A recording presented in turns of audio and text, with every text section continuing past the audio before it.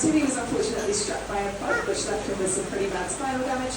Luckily, we were able to get him some treatment in the way of chiropractic and physio care for a penguin. It's very niche, but it is a thing. And he's actually doing much better now. And he's still pretty slow on land, even by penguin standards, but he is one of our fastest swimmers, so he'll usually have more luck feeding in the pool than going up to the station with the others.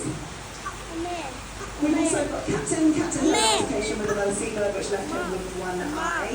Captain is partnered with Flip, who unfortunately was tangled up in some fishing line, and the damage was so bad to her left flip that the decision was made to amputate, so as not to cause her any more pain or discomfort.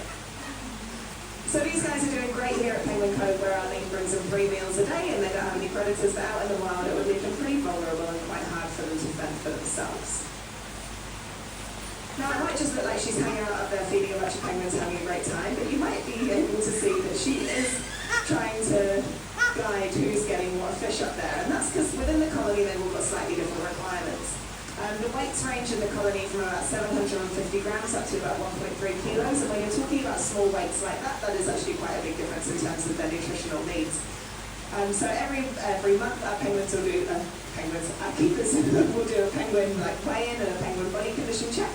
And they'll deduce from that how much each bird needs to get across the 3 feeds a day. And if there's any that they need to target feed a little bit more, that maybe aren't coming up to the station so much, or any, like Eric, who's probably up there guarding the bucket, who's one of our hatchlings from a couple of years ago, who likes to steal the fish off the other birds. So it's actually quite a lot to make sure that they're getting exactly the right amount of food, and they have to know exactly who's who when they're all going up to the station.